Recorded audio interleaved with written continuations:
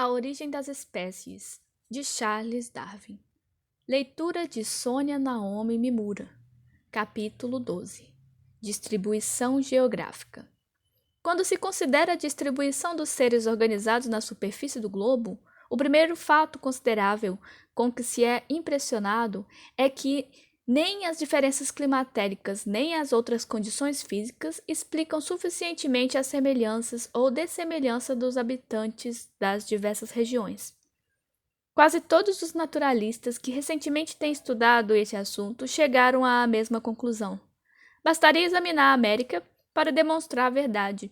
Todos os sábios concordam, com efeito, em reconhecer que, à exceção da parte setentrional temperada e da zona que cerca o polo, a distinção da Terra em Antigo e Novo Mundo constitui uma das divisões fundamentais da distribuição geográfica. Contudo, se percorrermos o vasto continente americano, desde as partes centrais dos Estados Unidos até a sua extremidade meridional, encontramos as mais diferentes condições: regiões úmidas, desertos áridos, montanhas elevadas, planícies cobertas de ervas, florestas, pântanos, lagos e grandes rios e quase todas as temperaturas. Não há, por assim dizer, no Velho Mundo um clima ou uma condição que não tenha seu equivalente no Novo Mundo, pelo menos nos limites do que se pode ser necessário a uma mesma espécie.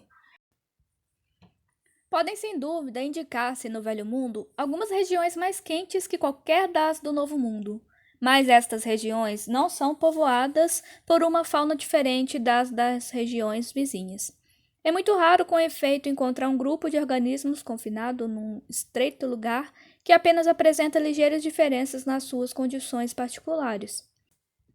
Apesar deste paralelismo geral entre as condições físicas respectivas do Velho e do Novo Mundo, que imensa diferença não há nas suas produções vivas. Se compararmos no hemisfério austral grandes extensões na Austrália, na África Austral e no oeste da América do Sul, entre os graus de 251 e 351 de latitude, encontramos aí pontos muito semelhantes por todas as suas condições.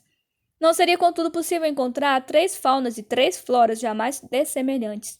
Se, por outra parte, compararmos as produções da América Meridional ao sul do grau 35 de latitude com as produções ao norte do grau 25, produções que se encontram, por conseguinte, separados por um espaço de 10 graus de latitude, submetidas a condições muito diferentes, são incomparavelmente mais vizinhas umas das outras do que das produções australianas ou africanas vivendo num clima quase idêntico.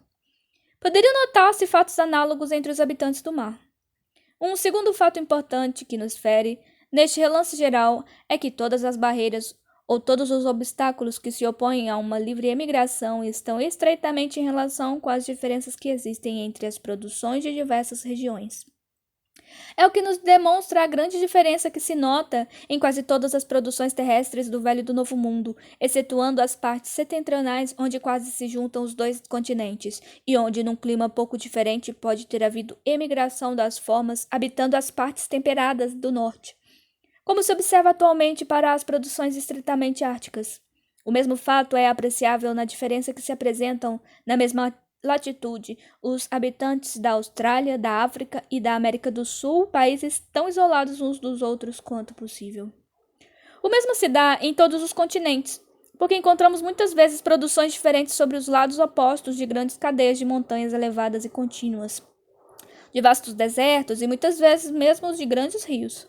Contudo, como as cadeias de montanhas, desertos, etc., não são também infranqueáveis e que não têm provavelmente existido desde tanto tempo como os oceanos que separam os continentes, as diferenças que tais barreiras produzem no conjunto do mundo organizado são bem menos distintivas que as que caracterizam as produções de continentes separados. Se estudarmos os mares, verificaremos que a mesma lei se aplica ainda. Os habitantes dos mares da costa oriental e da costa ocidental da América Meridional são muito distintos e há poucos peixes, moluscos e crustáceos que sejam comuns uns aos outros. Mas o Dr. Gunther demonstrou recentemente que, nas margens opostas do Istmo do Paraná, cerca de 30 a 100% dos peixes são comuns aos dois mares. É isso um fato que levou alguns naturalistas a julgar que o Istmo não existiu outrora. A oeste das costas da América estende-se um oceano vasto e aberto sem uma ilha que possa servir de refúgio ou repouso aos emigrantes. É esta uma outra espécie de barreira, além da qual encontramos nas ilhas orientais do Pacífico uma outra fauna completamente distinta, de modo que temos aqui três faunas marinhas, estendendo-se do norte a sul, num espaço considerável e em linhas paralelas pouco afastadas entre si e em climas correspondentes, mas separadas que sejam por barreiras insuperáveis, isto é, por terras contínuas ou por mares abertos e profundos, são quase totalmente distintas. Se continuarmos sempre a avançar para o oeste, além das ilhas orientais, para a região tropical do Pacífico, não encontramos barreiras infranqueáveis, mas ilhas em grande número, podendo servir de lugares de interrupção ou costas contínuas, até que, depois de ter atravessado o hemisfério inteiro, chegamos às costas da África. Ora, em toda essa vasta extensão, não encontramos fauna marinha bem definida e bem distinta. Se bem que um pequeno número de animais marinhos são comuns às três faunas da América Oriental, da América Ocidental e ilhas orientais do Pacífico, de que acabo de indicar aproximadamente os limites. Muitos peixes se estendem, porém, desde o Oceano Pacífico ao Oceano Índico. E muitas conchas são comuns às ilhas orientais do Oceano Pacífico e às costas orientais da África, duas regiões situadas em meridianos quase opostos. Um terceiro grande fato principal, quase incluso, além disso, nos dois precedentes, é a afinidade que existe entre as produções de um mesmo continente ou de um mesmo mar, posto que as próprias espécies sejam algumas vezes distintas em seus diversos pontos e nas suas estações diferentes. É isso uma lei geral e que cada continente oferece exemplos notáveis. Não obstante, o naturalista viajando do norte ao sul, por exemplo, não deixa jamais de ser ferido pela maneira como grupos sucessivos de seres especificamente distintos, ainda que em estreita relação uns com os outros, se substituem mutuamente. Vêem-se aves análogas, o seu canto é quase semelhante, os ninhos são construídos quase que de igual modo, os ovos são quase da mesma cor e, contudo, são espécies diferentes. As planícies vizinhas do Estreito de Magalhães são habitadas por uma espécie de avestruz rea e as planícies do Prata, situadas mais ao norte, por uma espécie diferente do mesmo gênero. Mas não se encontram aí nem o verdadeiro avestruz nem o casuar, que vivem nas mesmas latitudes na África e na Austrália.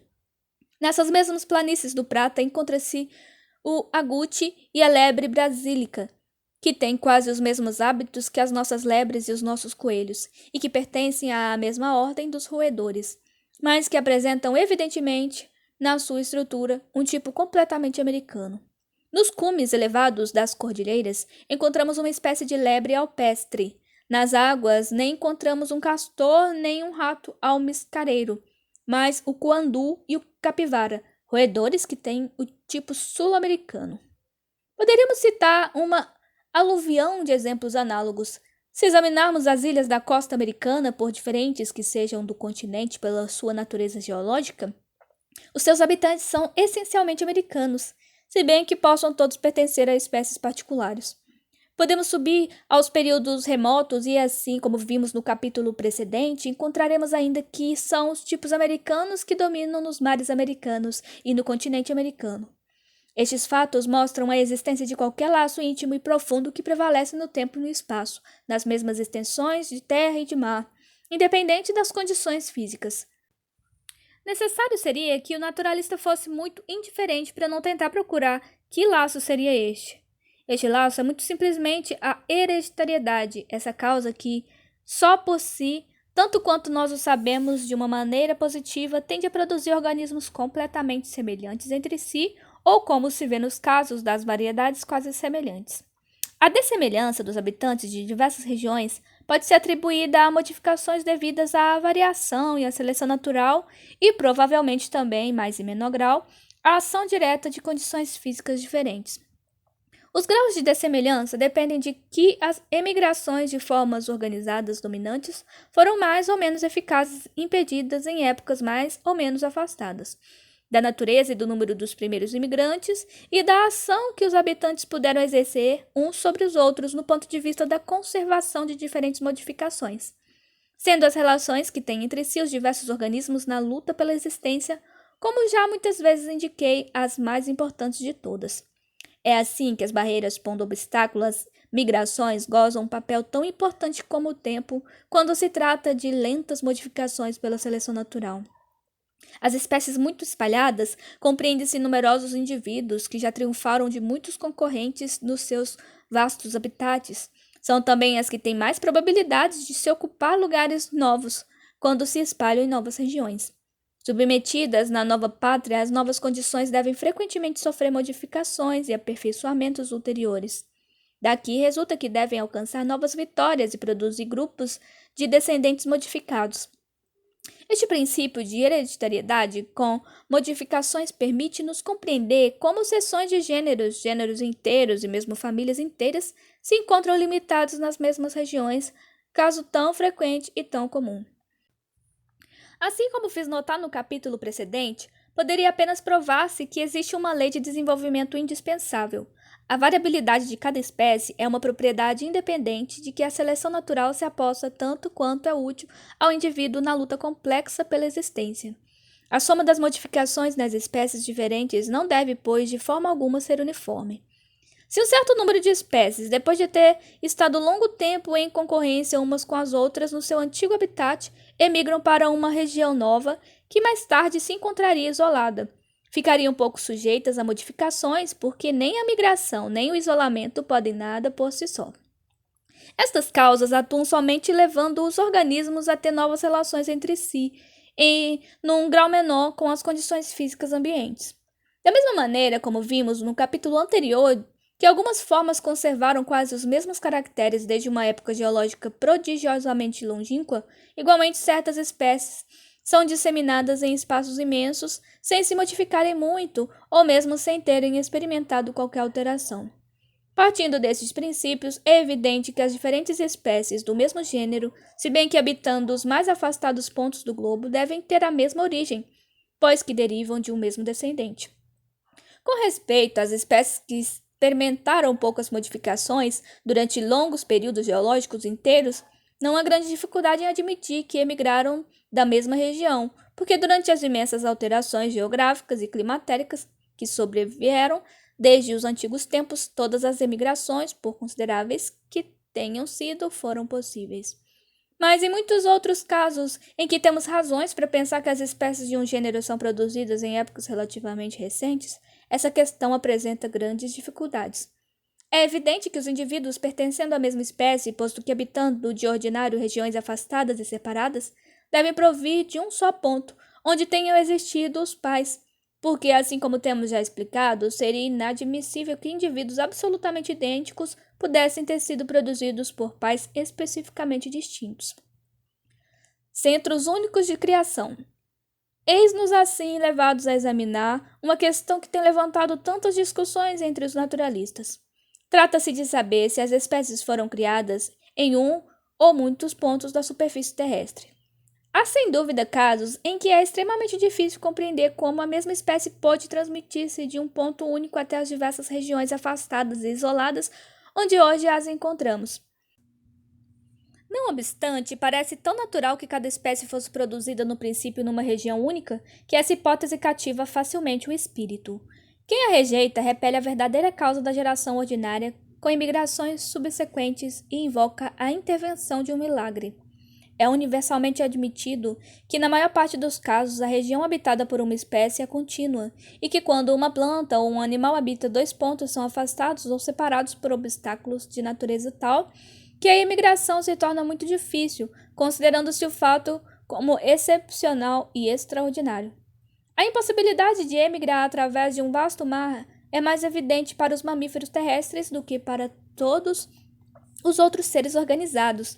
Também não encontramos exemplo inexplicável da existência de um mesmo mamífero habitando pontos afastados do globo. O geólogo não se embaraça por ver que a Inglaterra possui os mesmos quadrúpedes que o resto da Europa, porque é evidente que as duas regiões foram outrora unidas. Mas se as mesmas espécies podem ser produzidas em dois pontos separados, por que não encontramos um só mamífero comum à Europa e à Austrália ou à América do Sul? As condições de existência são tão completamente as mesmas que um grande número de plantas e de animais europeus se adaptaram à Austrália e à América, e algumas plantas indígenas são absolutamente idênticas nestes pontos tão afastados do hemisfério boreal e do hemisfério austral. Sei que me pode responder que os mamíferos não têm podido emigrar, enquanto que certas plantas, graças à diversidade dos seus meios de disseminação, puderam ser transportadas passo a passo através de espaços imensos. A influência considerável das variadas barreiras é apenas compreensível tanto quanto a grande maioria das espécies foi produzida de um lado e não pôde passar ao lado oposto. Algumas famílias, muitas subfamílias, um grande número de gêneros estão limitados a uma única região, e muitos naturalistas observaram que os gêneros mais naturais, isto é, aqueles de que as espécies se aproximam mais entre si, são geralmente próprios a uma só região assaz restrita, ou se tem uma vasta extensão, esta extensão é contínua. Não seria uma estranha anomalia que, descendo um grau abaixo na série, isso é, até aos indivíduos da mesma espécie, prevalecesse uma regra completamente oposta, e que estes não tivessem, pelo menos na origem, sido limitados a qualquer região única?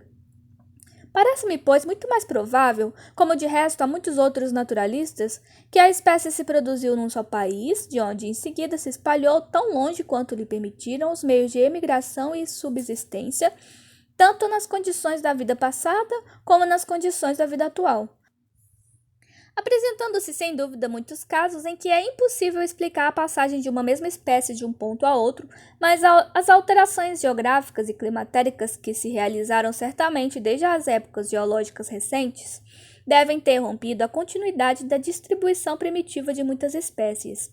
Estamos, pois, reduzidos a apreciar se as exceções na continuidade de distribuição são bastante numerosas e bastante graves para nos fazer renunciar à hipótese, apoiada por tantas considerações gerais, de cada espécie ser produzida num ponto e partindo daí se espalhou para tão longe quanto é possível. Seria fastidioso discutir todos os casos excepcionais em que a mesma espécie vive atualmente em pontos isolados e afastados, e ademais não teria eu a pretensão de encontrar uma explicação completa.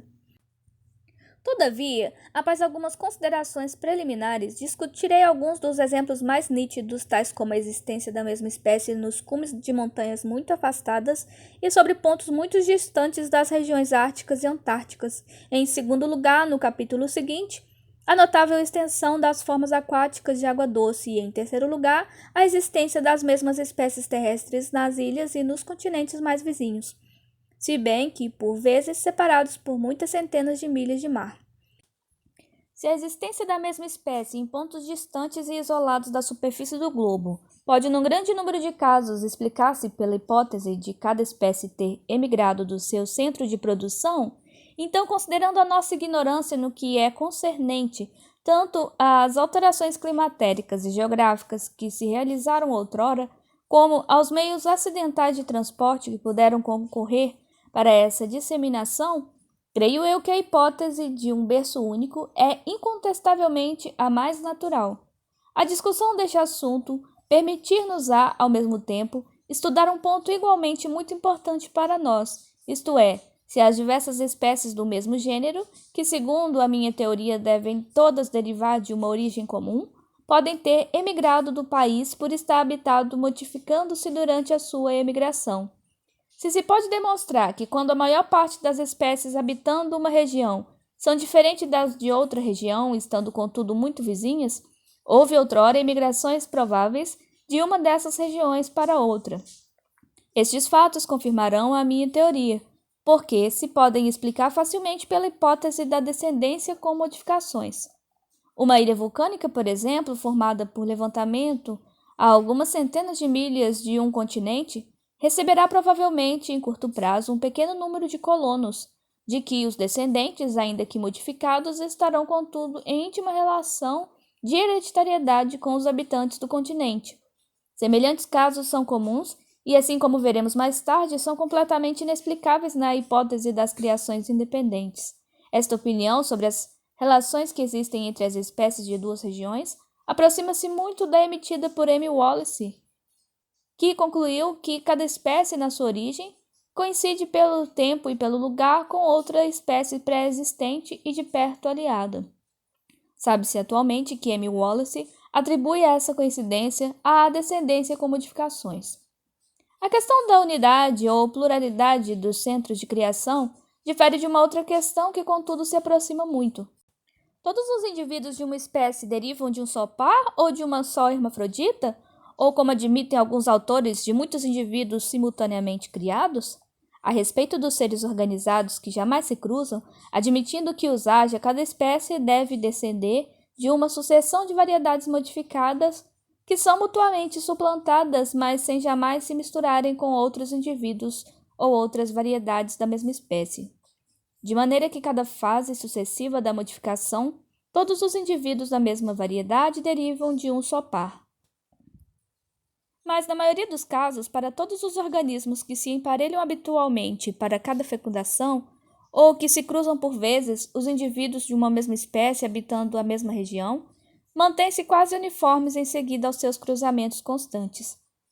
De modo que um grande número de indivíduos modificando-se simultaneamente, caracterizando o conjunto das modificações uma fase dada, não será devido à descendência de uma origem única.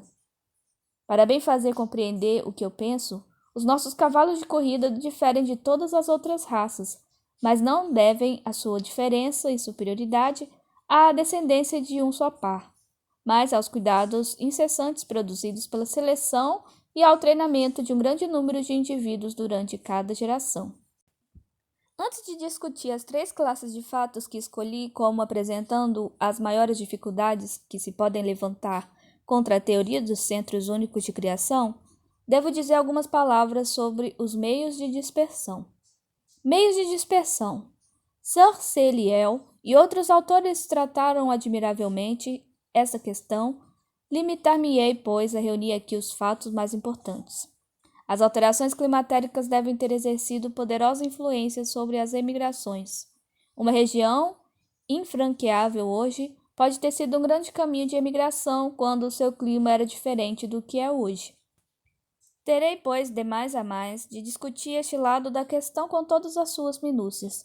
As mudanças do nível do solo deviam também representar um papel importante. Um istmo estreito separa hoje 2 faunas marinhas. Quando se submergir ou tenha já sido submersa, as 2 faunas misturar-se-ão ou terão sido já misturadas. Onde hoje existe mar, terras teriam podido outrora ligar ilhas ou os continentes e permitir às produções terrestres passar de uma para outras. Nenhum geólogo contesta as grandes alterações de nível que têm produzido durante o período atual, alterações de que os organismos vivos têm sido contemporâneos. Eduardo Forbes insistiu no fato de todas as ilhas do Atlântico deverem ter sido, em época recente, ligadas à Europa ou à África, da mesma forma como a Europa estava ligada à América. Outros sábios têm igualmente lançado pontes hipotéticas sobre todos os oceanos e ligado quase todas as ilhas a um continente. Se pudesse prestar-se inteira confiança nos argumentos de Forbes, necessário seria admitir que todas as ilhas foram recentemente ligadas a um continente. Esta hipótese corta o nó górdio da dispersão de uma mesma espécie para os pontos mais distantes e remove muitas dificuldades, mas tanto quanto posso julgar, não creio que estejamos autorizados a admitir que houvesse alterações geográficas tão extraordinárias nos limites do período das espécies existentes. Parece-me que temos numerosas provas de grandes oscilações do nível da terra e do mar, mas não alterações bastante consideráveis na posição e na extensão dos nossos continentes para nos dar o direito de admitir que numa época recente todos tenham sido ligados entre si, assim como as diversas ilhas oceânicas. Admito de boa vontade a existência anterior de muitas ilhas, atualmente submersas, que podiam ter servido de estâncias, de lugares de repouso às plantas e aos animais durante as suas emigrações.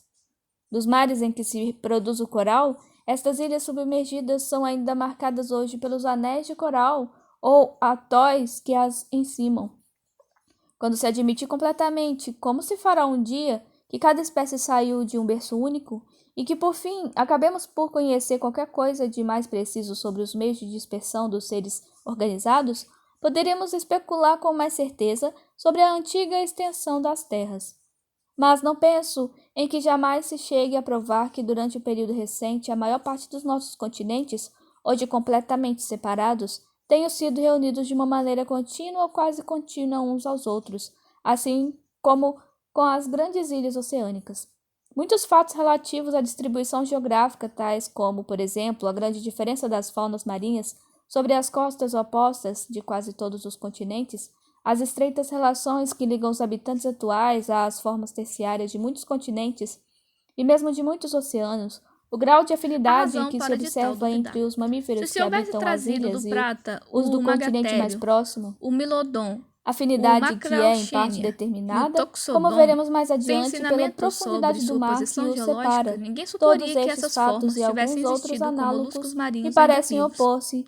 Todavia, a sua coexistência com o mastodonte e o cavalo permitiria pensar que viveram durante um dos últimos períodos terciários. Fossem produzidas numa época recente.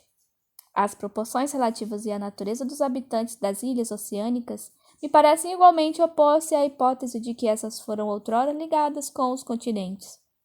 A constituição quase universalmente vulcânica dessas ilhas não é favorável à ideia de que elas representarem restos de continentes submersos, porque se fossem primitivamente cadeias de montanhas continentais, algumas pelo menos seriam, como outras são, formadas de granito, de xistos metamórficos, de antigas rochas fossilíferas e outras análogas, em lugar de serem empastamentos de matérias vulcânicas. Devo agora dizer algumas palavras sobre o que se tem chamado meios acidentais de dispersão, meios que melhor se chamariam ocasionais. Falarei aqui apenas das plantas. Disse nas obras de botânica que determinada planta se presta mal a uma grande disseminação, mas pode dizer-se que se ignora quase absolutamente se tal ou tal planta pode atravessar o mar com mais ou menos facilidade. Não se sabia mesmo antes de algumas experiências que empreendi sobre este ponto com o concurso de M. Berkeley, durante quanto tempo as sementes podem resistir à ação nociva da água do mar. Verifiquei com grande surpresa minha que de 87 espécies, 64 germinaram após uma imersão de 28 dias, e algumas resistiram mesmo depois de uma imersão de 137 dias. É bom notar que certas ordens se mostram muito menos aptas que outras a resistir a essa prova. 9 leguminosas, com exceção de uma só, resistiram mal à ação da água salgada. 7 espécies pertencendo às 2 ordens associadas, hidrofiláceas e polemoniáceas, foram todas destruídas por um mês de imersão. Para mais comodidade, experimentei principalmente com os pequenos grãos despojados do fruto ou da cápsula. Ora, como todas foram ao fundo e ao fim de poucos dias, não teriam podido atravessar grandes braços de mar, quer fossem ou não danificadas pela água salgada. Experimentei em seguida com alguns frutos e algumas cápsulas, etc., de maiores dimensões. Alguns flutuaram por muito tempo. Sabe-se que a madeira verde flutua muito menos tempo que a madeira seca. Pensei que as inundações devem muitas vezes arrastar para o mar plantas ou ramos secos carregados de cápsulas e de frutos. Essa ideia conduziu-me a fazer secar hastes e ramos de 94 plantas, tendo frutos maduros e colocá-los em seguida em água do mar. A maior parte foi prontamente ao fundo, mas algumas que verdes só flutuavam pouco tempo resistiram bastante depois de secas. Assim, as avelãs verdes mergulharam rapidamente, secas, porém, flutuaram durante 90 dias e germinaram depois de ter sido postas em terra. Uma planta de aspargo, tendo bagas maduras, flutua 23 dias, depois de seca, flutua 85 dias e as sementes germinam em seguida. As sementes maduras do Elociadium, que iam ao fundo no fim de 2 dias, flutuaram durante mais de 90 dias depois de secas e germinaram em seguida. Ao todo, de 94 plantas secas, 18 flutuaram durante mais de 28 dias e algumas passaram este termo. Disto resulta que 64 de 87 das sementes que submeti à experiência germinaram após uma imersão de 28 dias, e que 18 das 94 plantas com frutos maduros, nem todas pertenciam às mesmas espécies da experiência precedente, flutuaram após dessecação, mais de 28 dias. Podemos, pois, concluir, tanto pelo menos quanto é permitido, tirar uma conclusão de um tão pequeno número de fatos que as sementes de 14 das 100 plantas de um país qualquer podem ser arrastados durante 28 dias pelas correntes marítimas sem perder a faculdade de germinar. Segundo o Atlas Físico de Johnston, a velocidade média das diversas correntes do Atlântico é de 53 km aproximadamente por dia. Algumas atingem mesmo a velocidade de 96,5 km por dia. Por essa média, os 14 das 100 sementes das plantas de um país poderiam, pois, ser transportadas através de um braço de mar com largura de 1.487 km até um outro país. E germinar, se depois de ter alcançado a margem, o vento as levasse para algum lugar favorável ao seu desenvolvimento. M. Martens empreendeu subsequentemente experiências semelhantes às minhas, mas em melhores condições. Colocou com efeito as sementes numa caixa mergulhada no próprio mar, de modo que se encontraram alternadamente submetidas à ação do ar e da água, como plantas realmente flutuantes. Experimentou com 98 sementes, na maior parte diferentes das minhas, mas escolheu grandes frutos e sementes de plantas vivendo nas costas, circunstância de natureza a aumentar o comprimento médio da sua flutuação e resistência à ação nociva da água salgada. Por outra parte, não secou previamente as plantas que sustentavam o fruto, fato que, como temos visto, teria permitido a algumas flutuar ainda mais tempo. O resultado obtido foi que 18 de 98 dessas sementes flutuaram durante 42 dias e germinaram em seguida. Creio, contudo, que plantas expostas às vagas não devem flutuar tanto tempo como as que, como nessas experiências, estão ao abrigo de uma violenta agitação. Seria, pois, mais seguro admitir que as sementes de cerca de 10 das 100 plantas de uma flora podem, depois da dessecação, flutuar através de um braço de mar da largura de 1.450 km, pouco mais ou menos, e germinar em seguida. O fato dos frutos maiores serem aptos a flutuar mais tempo que os pequenos é interessante, porque não há outro meio de dispersão para as plantas de grandes frutos e de grandes sementes. Demais, assim como o demonstrou Afonso de Candolle, estas plantas têm geralmente uma extensão limitada. As sementes podem ser ocasionalmente transportadas de uma outra maneira. As correntes lançam madeira sobre as costas da maior parte das ilhas, mesmo naquelas que se encontram em meio dos mais vastos mares. Os naturais das ilhas de coral do Pacífico não podem obter as pedras com que confeccionam as ferramentas, senão tomando as que se encontram presas nas raízes das árvores flutuantes. Estas pedras pertencem ao rei, que daí tira grandes proventos. Observei que, quando pedras de forma irregular são apanhadas nas raízes das árvores, pequenas parcelas de terra enchem muitas vezes o interstício, que pode encontrar-se entre elas e a madeira, e são muito bem protegidas para que a água não possa tirá-las durante a mais longa travessia. Vi germinar 3 dicotiledôneas contidas numa parcela de terra assim apertada nas raízes de um carvalho que tinha cerca de 50 anos. Posso garantir a exatidão desta observação. Poderia também demonstrar que os cadáveres de aves flutuando no mar nem sempre são imediatamente devorados. Ora, um grande número de sementes podem conservar por muito tempo na sua vitalidade no papo das aves que flutuam. Assim, as ervilhas e as ervilhacas são mortas por alguns dias de imersão em água salgada, mas, com grande surpresa minha, algumas dessas sementes, tomadas do papo de um pombo que tinha flutuado na água salgada durante 30 dias, germinaram quase todas. As aves vivas não podem deixar de ser agentes muito eficazes para o transporte de sementes. Poderia citar um grande número de fatos que provam que as aves de diversas espécies são frequentemente arrastadas pelas tempestades a imensas distâncias no mar. Podemos com toda segurança admitir que nessas circunstâncias devem atingir uma velocidade de voo de cerca de 56 km por hora, e alguns autores avaliam-na em muito mais ainda. Não creio que as sementes alimentares possam atravessar intactas o intestino da ave, mas os caroços dos frutos passam sem alteração através dos órgãos digestivos do próprio peru. Recolhi em 2 meses no meu jardim 12 espécies de sementes tomadas no excremento de pequenas aves. Estas sementes pareciam intactas e algumas germinaram. Mas eis um fato mais importante. O papo das aves não segrega suco gástrico e não exerce ação alguma nociva sobre a germinação das sementes, assim como o verifiquei com numerosos ensaios. Ora, quando uma ave encontrou e absorveu grande quantidade de alimento, está reconhecido que são necessárias de 12 a 18 horas para que todos os grãos tenham passado na moela. Uma ave pode, neste intervalo, ser conduzida por uma tempestade a uma distância de 800 quilômetros, e como as aves de rapina procuram aves fatigadas, o conteúdo do papo dilacerado pode ser assim disperso.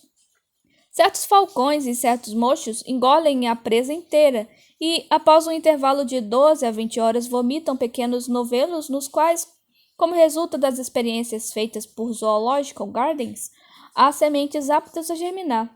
Algumas sementes de aveia, de trigo, de milho miúdo, de linho, de cânhamo, de trevo e de beterraba germinaram depois de uma demora de 12 a 24 horas no estômago de diversas aves de rapina.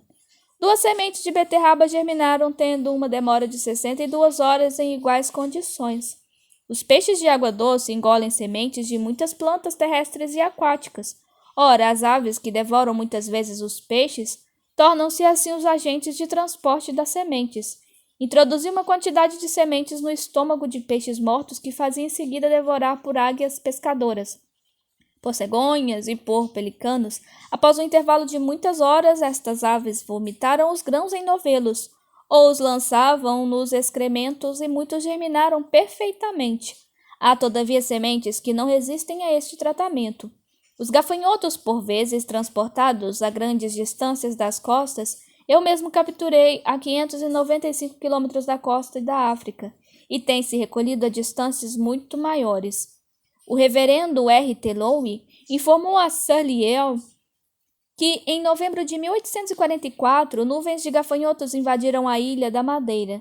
Eram em quantidades inumerosas, tão encerradas com os flocos nas grandes nevadas, e estendiam-se no ar a tão grande distância que se podiam ver com o telescópio. Durante 2 ou 3 dias descreveram lentamente nos ares uma imensa elipse, tendo de 5 a 6 quilômetros de diâmetro, e à tarde desceram sobre as árvores mais elevadas, que ficaram logo cobertas. Desapareceram em seguida tão subitamente como tinham vindo, e não mais reapareceram na ilha. Os lavradores de certas partes do Natal julgam, sem provas bem seguras, contudo, que as sementes nocivas são introduzidas nos seus prados pelos excrementos que aí deixam as imensas nuvens de gafanhotos que muitas vezes invadem o país. M. Willie enviou-me para experimentar esse fato um pacote de excremento seco proveniente destes insetos e encontrei com o auxílio do microscópio muitas sementes que me deram 7 gramíneas pertencendo a 2 espécies e a 2 gêneros. Uma invasão de gafanhotos, como a que houve na Madeira, poderia, pois, facilmente introduzir muitas plantas variadas numa ilha situada muito longe do continente. Posto que o bico e as patas das aves sejam geralmente próprias, adere-se por muitas vezes um pouco de terra. Obtive numa ocasião cerca de 4 gramas e noutra 1,4 gramas de terra argilosa na pata de uma perdiz. Nesta terra encontrava-se uma pedra do tamanho de uma semente de cânhamo. Eis aqui um exemplo marcante. Um amigo enviou-me a pata de uma galinhola, na qual salientei um fragmento de terra seca pesando 58 centigramas somente, mas que continha uma semente de Juncus bufonius, que germinou e floriu. M. Swarland, de Bristol, que há 40 anos estuda com muito cuidado as nossas aves de arribação, informa-me que, tendo muitas vezes apanhado arvéolas, motacilac, carambolas e papafigos, saxicolac, à sua chegada, antes mesmo que tenham pousado nas nossas costas, tem notado bastantes vezes que trazem nas patas pequenas parcelas de terra seca. Poderiam citar-se muitos fatos que mostram como o solo é por toda parte carregado de sementes. O professor Newton, por exemplo, enviou-me uma pata de perdiz, C.C. aves rufa, tornada devido a uma ferida incapaz de voar, e à qual aderia uma bola de terra endurecida que pesava aproximadamente 200 gramas. Esta terra, que foi guardada 3 anos, foi em seguida esmagada, regada e colocada num copo de vidro, não continha menos de 82 plantas, consistindo em 12 monocotiledôneas, compreendendo a aveia comum e pelo menos uma espécie de erva, e 70 dicotiledôneas, que, a julgar pelas folhas novas, pertenciam a 3 espécies distintas, pelo menos. Tais fatos autorizam-nos a concluir que as numerosas aves que são anualmente arrastadas pelas tempestades a distâncias consideráveis no mar, assim como as que emigram cada ano, os milhões de codornizes que atravessam o Mediterrâneo, por exemplo, devem ocasionalmente transportar algumas sementes escondidas na lama que lhes adere o bico e as patas. Mais breve voltarei a este assunto. Sabe-se que os gelos flutuantes são muitas vezes carregados de pedras e de terra, e que mesmo se tem encontrado tojos, ossos e o ninho de uma ave terrestre, não seria lícito duvidar-se, pois, que não possam algumas vezes, assim como sugere Lyell, transportar sementes de um ponto para outro das regiões árticas e antárticas.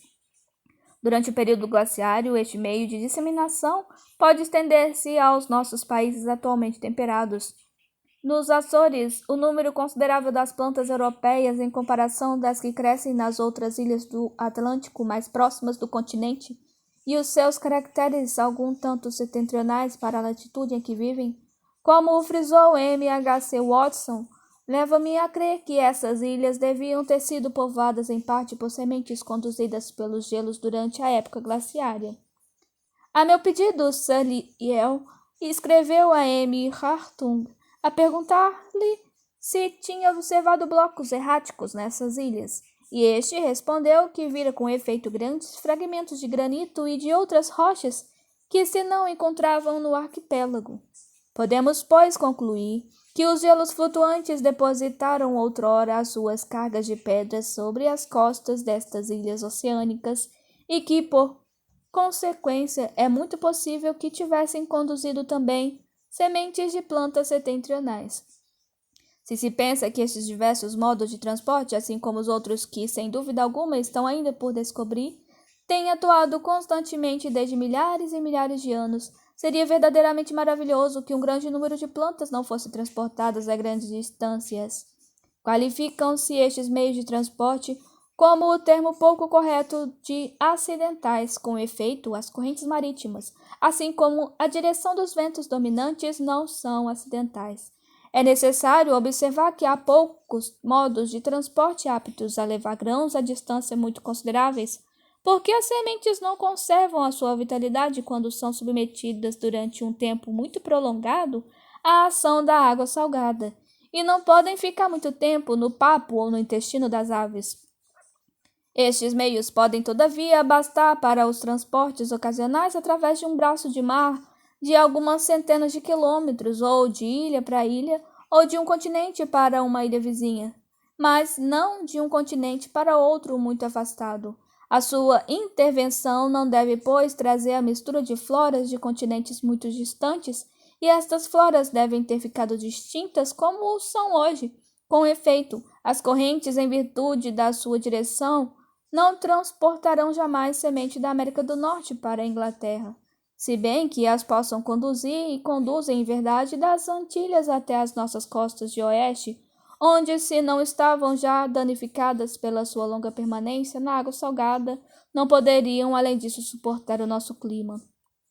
Todos os anos, 1 ou 2 aves terrestres são lançadas pelo vento através de todo o Atlântico, desde a América do Norte até as nossas costas ocidentais da Irlanda e da Inglaterra. Mas estes raros viajantes só poderiam transportar sementes que encerrasse a lama aderente às patas e ao bico, circunstância que pode ser unicamente muito acidental. Mesmo no caso em que ela se apresentasse, a probabilidade de que esta semente caísse em solo favorável e chegasse à maturação seria muito fraca. Seria, não obstante, um erro grave concluir que uma ilha muito povoada como a Grã-Bretanha não tenha, tanto como se sabe, e o que é, além disso, bastante difícil de provar, recebido durante os últimos séculos, por um ou outros destes modos ocasionais de transporte, imigrantes da Europa ou de outros continentes, como uma ilha pobremente povoada, posto que mais afastada da terra firme não pudesse receber, por meios semelhantes, colonos vindos de outras partes. É possível que, em 100 espécies de animais ou de sementes transportadas a uma ilha, mesmo pobre em habitantes, se encontrasse uma bem adaptada à nova pátria para aí se neutralizar. Isto, porém, não seria, a meu ver, um argumento valioso contra o que se pode ter efetuado por meios ocasionais de transporte no decorrer tão longo das épocas geológicas, durante o lento levantamento de uma ilha e antes que fosse suficientemente povoada. Num terreno ainda estéril, que nem inseto nem ave distribuidora habita, uma semente, uma vez chegada, germinaria e sobreviveria provavelmente com a condição, todavia, de o clima lhe não ser absolutamente contrário. Dispersão durante o período glaciário. A identidade de muitas plantas e animais que vivem nos cumes das cadeias de montanhas, separadas por planícies de centenas de milhas, nas quais as espécies alpinas não poderiam existir, é um dos casos mais marcantes de espécies idênticas viverem em pontos muito afastados, sem que se possa admitir a possibilidade da sua migração de um a outro destes pontos. É realmente um fato notável ver tantas plantas da mesma espécie viver nos nevados vértices dos Alpes e dos Pirineus, ao mesmo tempo em que no extremo norte da Europa. Mas mais extraordinário é ainda que as plantas das montanhas brancas nos Estados Unidos sejam todas semelhantes às do lavrador e quase semelhantes, como nos ensina a Asa Gray, às das montanhas mais elevadas da Europa. Já em 1747, a observação dos fatos deste gênero levou Gmelin a concluir que houve criação independente de uma mesma espécie em muitos pontos diferentes, e talvez seria necessário ficar nessa hipótese se os estudos de Agassiz e de outros não tivessem chamado cuidadosa atenção para o período glaciário, que, como acabamos de ver, forneceu uma explicação muito simples dessa ordem de fatos. Temos as provas mais variadas, orgânicas e inorgânicas, de que num período geológico recente a Europa Central e a América do Norte sofreram um clima ártico. As ruínas de uma casa consumida pelo fogo não frisam mais claramente a catástrofe que a destruiu do que as montanhas da Escócia e do país de Gales, com os seus flancos trabalhados e suas superfícies polidas e os seus blocos erráticos, testemunham a presença das geleiras que ultimamente ainda ocupavam os vales. O clima da Europa tem mudado tão consideravelmente que no norte da Itália os cômoros gigantescos deixados pelas antigas geleiras estão atualmente cobertos de vinhas e milharais. Numa grande parte dos Estados Unidos, blocos erráticos e rochas estriadas revelam claramente a existência passada de um período de frio. Vamos indicar, em poucas palavras, a influência que exerceu outrora a existência de um clima glacial na distribuição dos habitantes da Europa, segundo a admirável análise feita por E. Forbes. Para melhor compreender as modificações causadas por esse clima, supusemos a aparição de um novo período glaciário, começando lentamente e depois desaparecendo, como se devia ter produzido outrora. À medida que o frio aumenta, as zonas mais meridionais tornam-se mais próprias para receber os habitantes do norte. Estes dirigem-se para aí e substituem as formas das regiões temperadas que lá se encontravam primeiramente. Essas últimas, por seu turno e pela mesma razão, descem cada vez mais para o sul, salvo se forem impedidas por algum obstáculo, caso em que morrem. Cobrindo-se as montanhas de neves e de gelo, as formas alpinas descem para as planícies, e quando o frio tiver atingido seu máximo, uma fauna e uma flora árticas ocuparão toda a Europa Central e até os Alpes e Pirineus, estendendo-se até mesmo até a Espanha. As partes atualmente temperadas dos Estados Unidos seriam igualmente povoadas de plantas e animais árticos, que seriam quase idênticas às da Europa, porque os habitantes atuais da zona glacial, que por toda a parte teriam emigrado para o sul, são notavelmente uniformes em volta do polo. Na volta do calor, as formas árticas retirar-se-ão para o norte, seguidas nas retiradas pelas produções das regiões mais temperadas. À medida que a neve deixa o sopé das montanhas, as formas árticas apoderar-se-ão deste terreno livre e subirão sempre cada vez mais pelos flancos à medida que, aumentando o calor, a neve se funda a uma maior altura, enquanto que as outras continuarão a subir para o norte.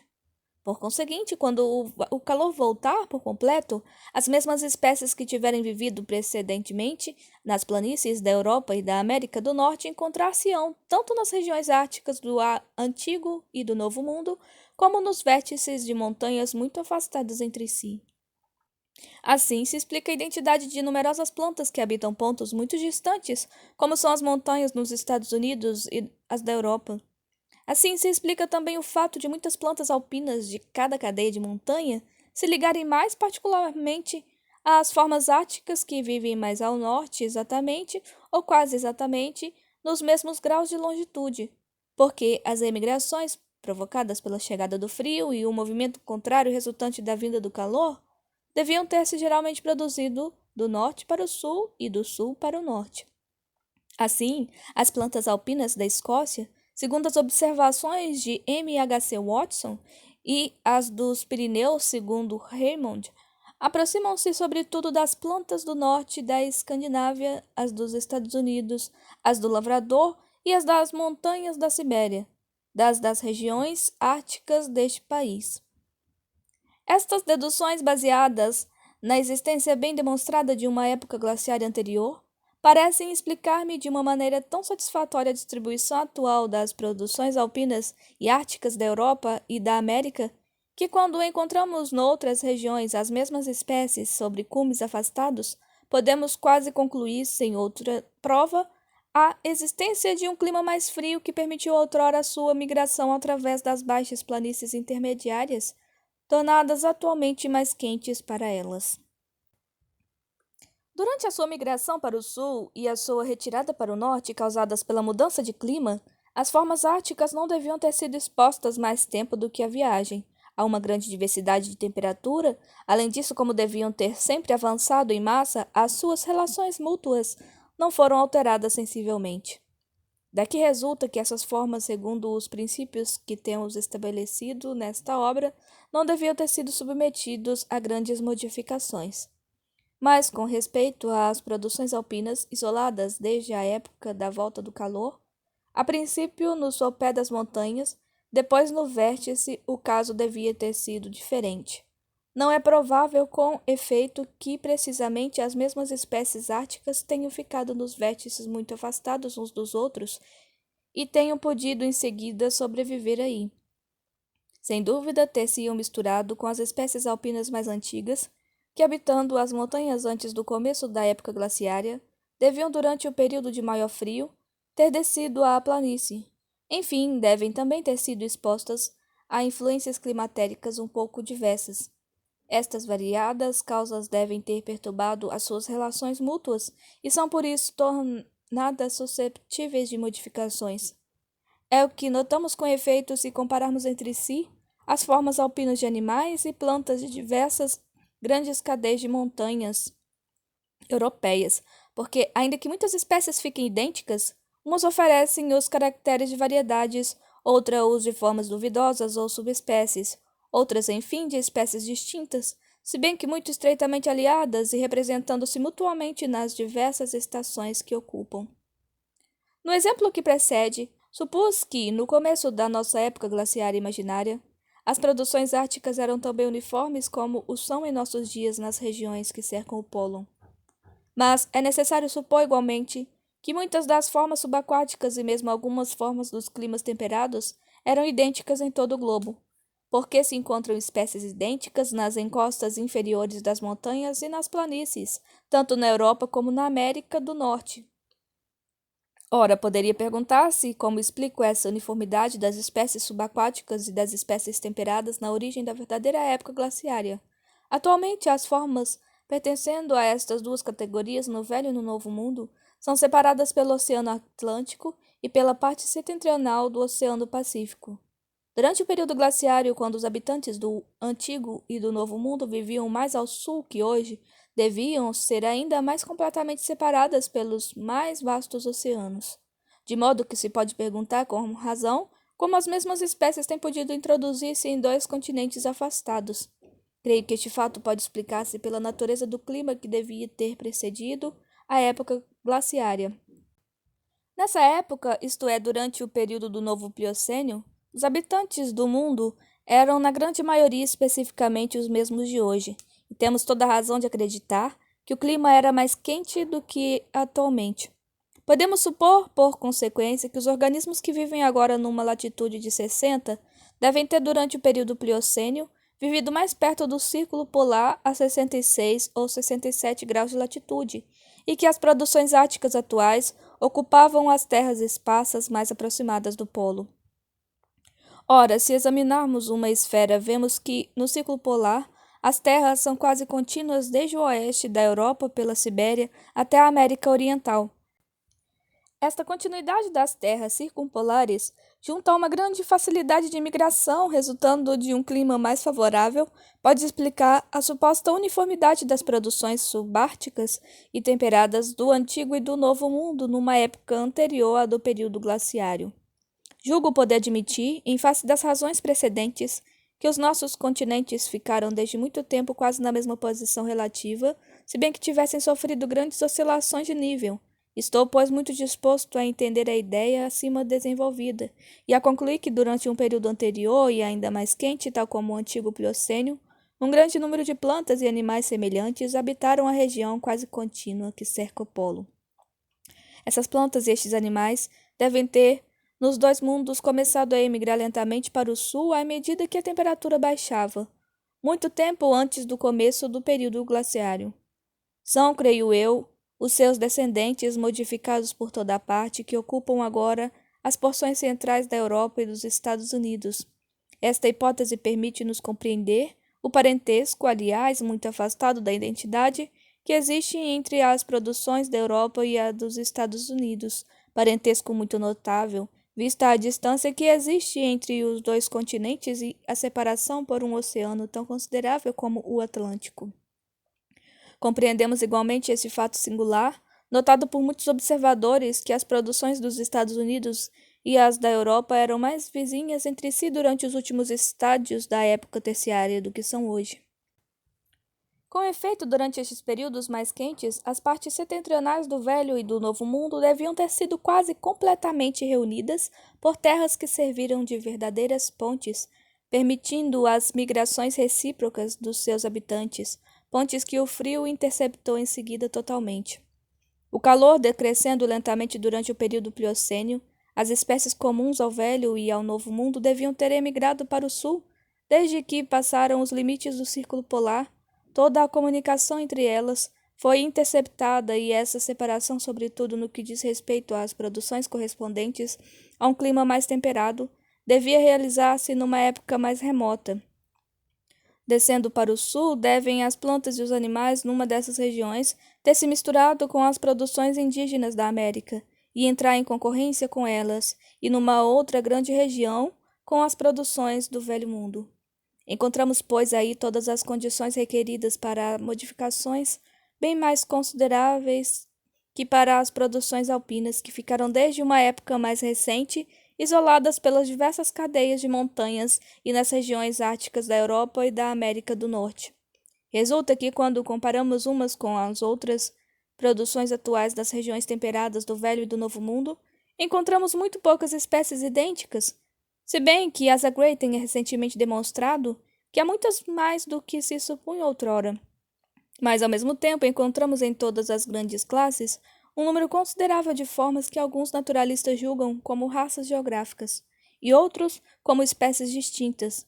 Encontramos, enfim, um conjunto de formas estreitamente aliadas ou representativas que todos os naturalistas concordam em considerar como especificamente distintas. O mesmo sucede tanto no mar como na terra. A lenta migração para o sul de uma fauna marítima cercando quase uniformemente as costas contínuas situadas debaixo do círculo polar na época Pliocênia, ou mesmo numa época pouco anterior, permite-nos tomar nota, segundo a teoria da modificação, da existência de um grande número de formas aliadas, vivendo atualmente em mares completamente separados. É assim que podemos explicar a presença nas costas ocidental e oriental, na parte temperada da América do Norte, de formas estreitamente aliadas, existindo ainda ou que foram extintas durante o período terciário. E o fato ainda mais marcante da presença de muitos crustáceos descritos na admirável obra de Dana, de peixes e de outros animais marinhos estreitamente aliados, no Mediterrâneo e nos mares do Japão, duas regiões que são atualmente separadas por todo um continente e por imensos oceanos. Estes exemplos de parentesco íntimo entre espécies que habitaram ou habitam ainda os mares das costas ocidentais e orientais da América do Norte, do Mediterrâneo, dos mares do Japão e das zonas temperadas da América e da Europa não podem explicar-se pela teoria das criações independentes. É impossível sustentar que essas espécies receberam logo na sua criação caracteres idênticos em razão da semelhança das condições físicas dos meios. Porque se compararmos, por exemplo, certas partes da América do Sul com outras partes da África Meridional ou da Austrália, vemos países de que todas as condições físicas são exatamente análogas, mas de que os habitantes são inteiramente diferentes. Períodos glaciários alternantes ao norte e ao sul. Para chegar ao nosso assunto principal, estou convencido que pode largamente generalizar-se a hipótese de Forbes. Encontramos na Europa as mais evidentes provas da existência de um período glaciário, desde as costas ocidentais da Inglaterra até a cadeia do Ural e até aos Pirineus ao sul. Os mamíferos congelados e a natureza da vegetação das montanhas da Sibéria testemunham o mesmo fato. O Dr. Rocker afirma que o eixo central do Líbano foi outrora coberto de neves eternas, alimentando geleiras que desciam de uma altura de 1.200 metros para os vales. O mesmo observador descobriu recentemente imensas orlas no nível mais elevado das cadeias do Atlas na África Setentrional, nos flancos do Himalaia, nos pontos afastados entre si de 1.450 quilômetros. As geleiras têm deixado os vestígios da sua descida gradual nos vales. No Sikkim, o Dr. Rocker viu nascer milho nas velhas e gigantescas encostas. Ao sul do continente asiático, do outro lado do Equador, as sábias pesquisas do Dr. J. Haast e do Dr. Hector ensinam-nos que imensas geleiras desceram outrora a um nível relativamente pouco elevado na Nova Zelândia. O Dr. Rocker encontrou nessa ilha, sobre as montanhas mais distantes entre si, plantas análogas que testemunham também a existência de um antigo período glaciário. Resulta dos fatos que me foram comunicados pelo reverendo W. B. Clark, que as montanhas do ângulo sudeste da Austrália têm também vestígios de uma ação glaciária antiga. Na metade setentrional da América tem-se observado na costa oriental deste continente blocos de rochedos transportados pelos gelos para o sul até 36 ou 37 graus de latitude e sobre as costas do Pacífico em que o clima é atualmente tão diferente, até 46 graus de latitude. Tem-se notado também blocos erráticos nas montanhas rochosas, nas cordilheiras da América do Sul, quase no Equador. As geleiras desciam outrora muito abaixo do seu nível atual. Examinei no Chile Central um imenso montão de detritos contendo grandes blocos erráticos atravessando o vale de Portillo. Resto, sem dúvida alguma, de uma gigantesca moreia. M. de Forbes diz-me que encontrou em diversos pontos das cordilheiras, a uma altura de 3.500 metros aproximadamente, entre os graus 13 e 30 de latitude sul, rochas profundamente estriadas semelhantes às que estudou na Noruega, e igualmente grandes massas de detritos encerrando calhaus estriados. Não existe atualmente, em todo este espaço das cordilheiras, mesmo às alturas bem mais consideráveis, nenhuma geleira verdadeira.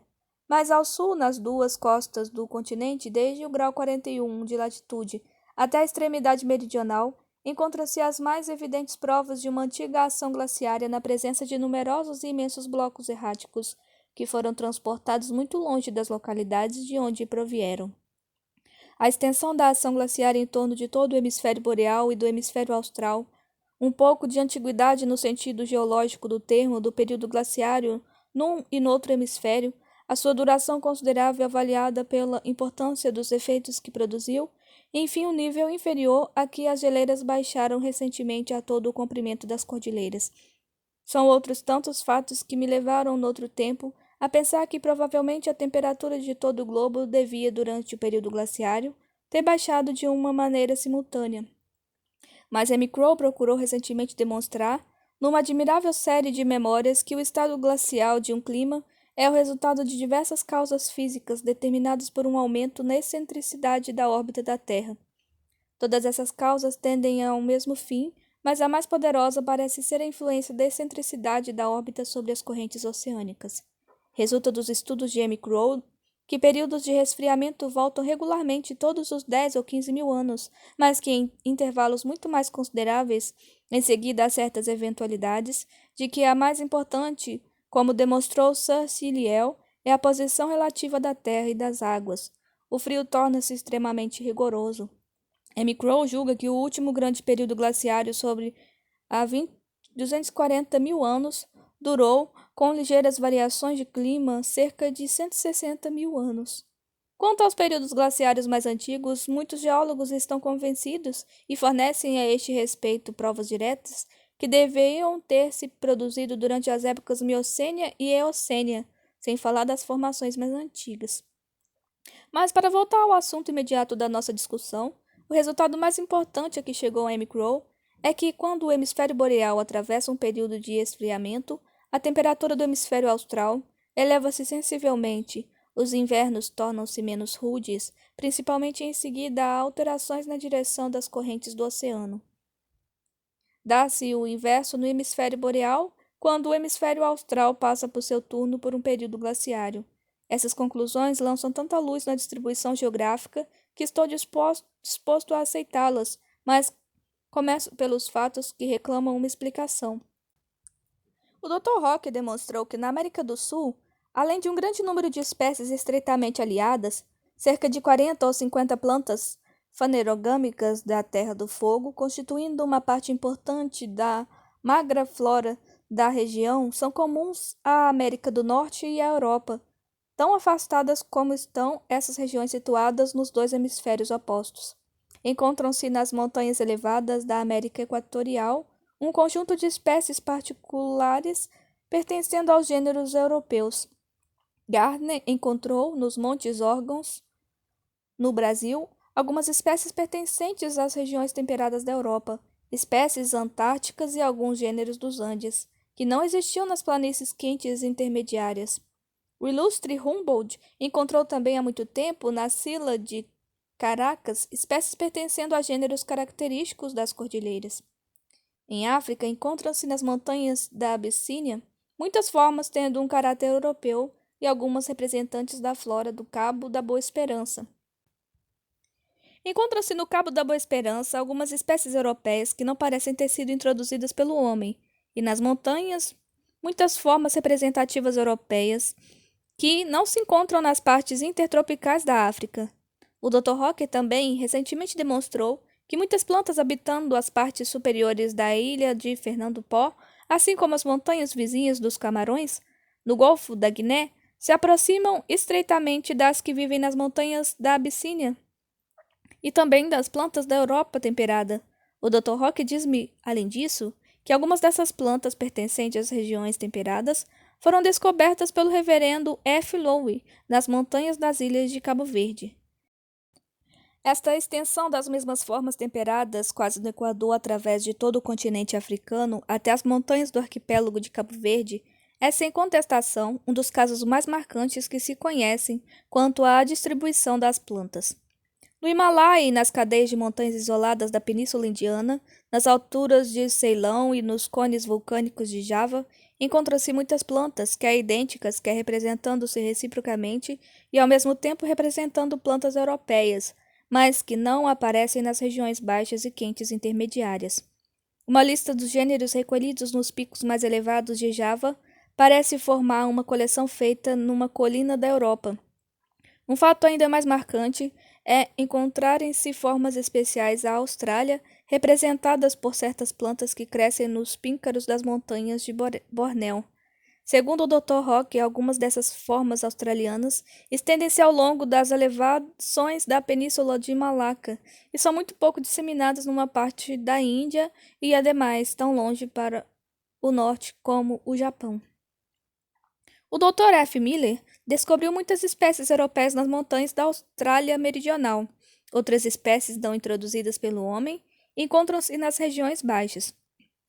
E, segundo o Dr. Rock, poderia confeccionar-se uma grande lista de gêneros europeus que existem na Austrália e que, contudo, não existem nas regiões tórridas intermediárias, Na admirável introdução à flora da Nova Zelândia, o Dr. Hawking indica fatos análogos e não menos característicos às plantas dessa grande ilha. Vemos, pois, que certas plantas vivendo nas mais altas montanhas dos trópicos, em todas as partes do globo e nas planícies das regiões temperadas dos dois hemisférios do norte e do sul, pertencem às mesmas espécies ou são variedades das mesmas espécies. É necessário observar, todavia, que essas plantas não são rigorosamente formas árticas, porque, assim como faz notar M. H. C. Watson, à medida que se desce das latitudes polares para o Equador, as floras das montanhas ou floras alpinas perdem cada vez mais os seus caracteres árticos. De mais a mais, essas formas idênticas e muito estreitamente aliadas, muitas espécies habitando estes mesmos pontos tão completamente separados, pertencem aos gêneros que se não encontra atualmente nas baixas regiões tropicais intermediárias. Estas breves notas aplicam-se apenas às plantas. Poder-se-iam, todavia, citar alguns fatos análogos relativos aos animais terrestres. Estas mesmas notas aplicam-se igualmente aos animais marinhos, ou poderia citar. Por exemplo, uma acessão de uma grande autoridade, o professor Dana, é certamente curioso ver, diz ele, que os crustáceos da Nova Zelândia tenham com os da Inglaterra, seus antípodas, uma semelhança mais estreita que com os de toda a outra parte do globo.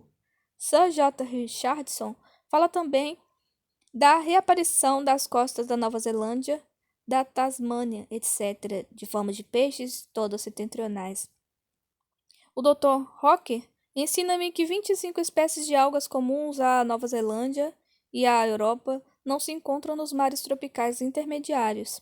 Os fatos que precedem, isto é, a presença de formas temperadas nas regiões elevadas de toda a África Equatorial, da Península Indiana até Ceilão e Arquipélago Malaio, e de uma maneira menos característica nas vastas regiões da América Tropical do Sul, autorizam-nos a pensar que, em época remota, provavelmente durante a parte mais fria do período glaciário, as baixas regiões equatoriais destes grandes continentes foram habitadas por um número considerável de formas temperadas.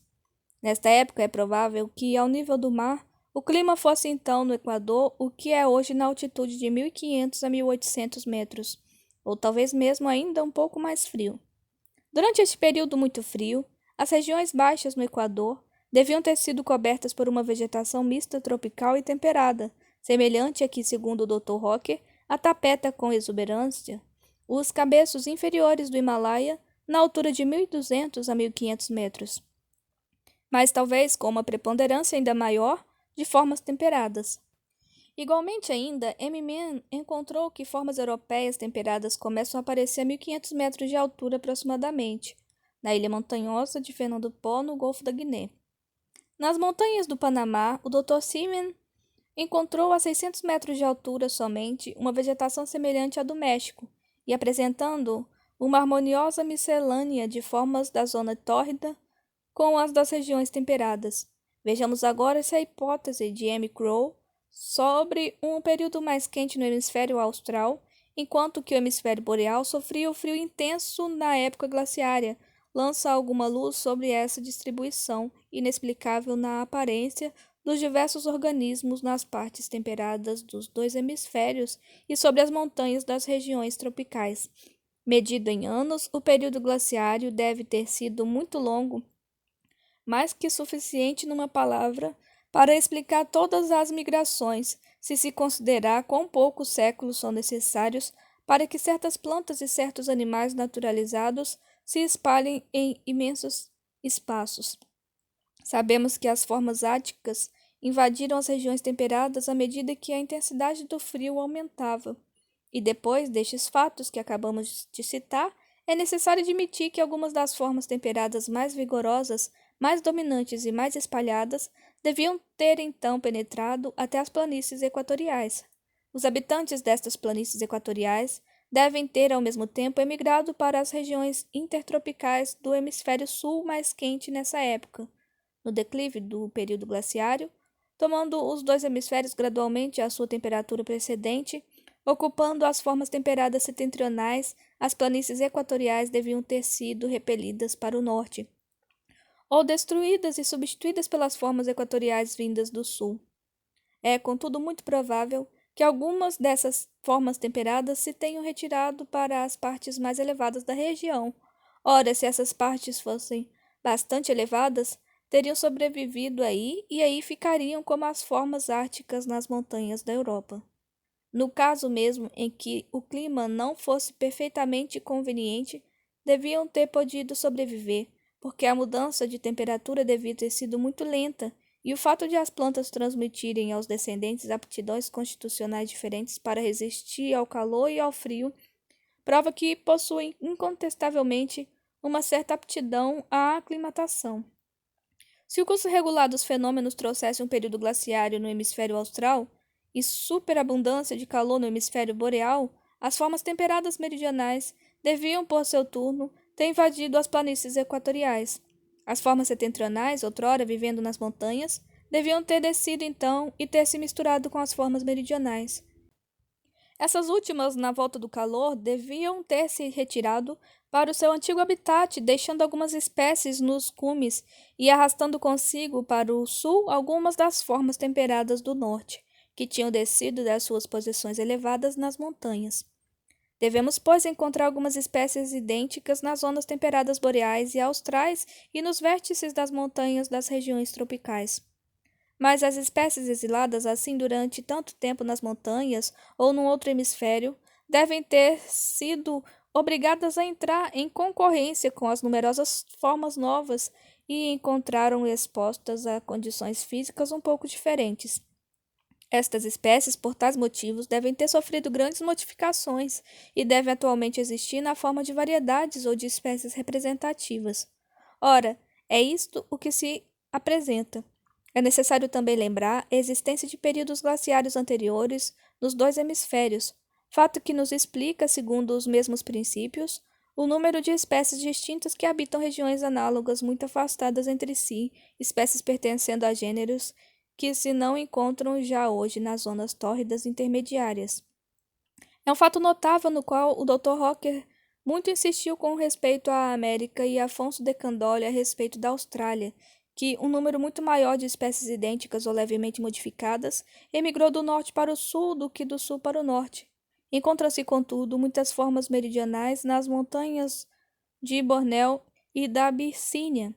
Julgo que essa migração mais considerável do norte para o sul é devida à maior extensão de terras no hemisfério boreal e à maior quantidade de formas que as habitam. Essas formas, por isso, devem ter se encontrado devido à seleção natural e à concorrência mais ativa num estado de perfeição superior, que lhes terá assegurado a preponderância sobre as formas meridionais. Também, quando as duas categorias de formas se misturaram nas regiões equatoriais, durante as alternativas dos períodos glaciários, as formas setentrionais mais vigorosas encontram-se mais aptas a guardar o seu lugar nas montanhas e em seguida avançar para o sul com as formas meridionais, enquanto que estas não têm podido subir para o norte com as formas setentrionais. É assim que vemos hoje numerosas produções europeias invadir o Prata, a Nova Zelândia e, em grau menor, a Austrália, e vencer as formas indígenas, enquanto que muito poucas formas meridionais se naturalizam no hemisfério boreal, se bem que se tem abundantemente importado do Prata para a Europa há 2 ou 3 séculos e nos 45 últimos anos da Austrália, peles, lãs e outros objetos de natureza a ocultar sementes. Os montes Nilgiris da Índia oferecem, contudo, uma exceção parcial, porque, assim como diz o Dr. Rocker, neles se naturalizam as formas australianas. Não há dúvida que antes do último período glaciário, as montanhas intertropicais foram povoadas por formas alpinas endêmicas, mas essas, por quase toda a parte, foram substituídas por formas mais dominantes, produzidas nas regiões mais extensas e nos laboratórios mais ativos do norte. Em muitas ilhas, as produções indígenas são quase igualadas ou mesmo já ultrapassadas por formas estrangeiras aclimatadas, circunstância que é o primeiro passo dado para a sua extinção completa. As montanhas são ilhas na terra firme e os seus habitantes cederam o lugar aos provenientes das regiões mais vastas do norte. Como os habitantes das verdadeiras ilhas, por toda a parte, têm desaparecido e desaparecerão ainda diante das formas continentais aclimatadas pelo homem. Os mesmos princípios se aplicam à distribuição dos animais terrestres e das formas marinhas. tanto nas zonas temperadas do hemisfério boreal e do hemisfério austral, como nas montanhas intertropicais. Quando durante o apogeu do período glaciário, as correntes oceânicas eram muito diferentes do que são hoje, alguns habitantes dos mares temperados puderam atingir o Equador. Um pequeno número dentre estes pôde talvez avançar imediatamente para o sul, mantendo-se nas correntes mais frias, enquanto que outros ficaram estacionários em profundidades em que a temperatura era menos elevada e aí sobreviveram até que um período glaciário, começando no hemisfério austral, lhes permitisse continuar a sua marcha ulterior para o sul. As coisas passassem da mesma maneira como para esses espaços isolados que, segundo Forbes, existem em nossos dias nas partes mais profundas dos nossos mares temperados, partes povoadas de produções árticas.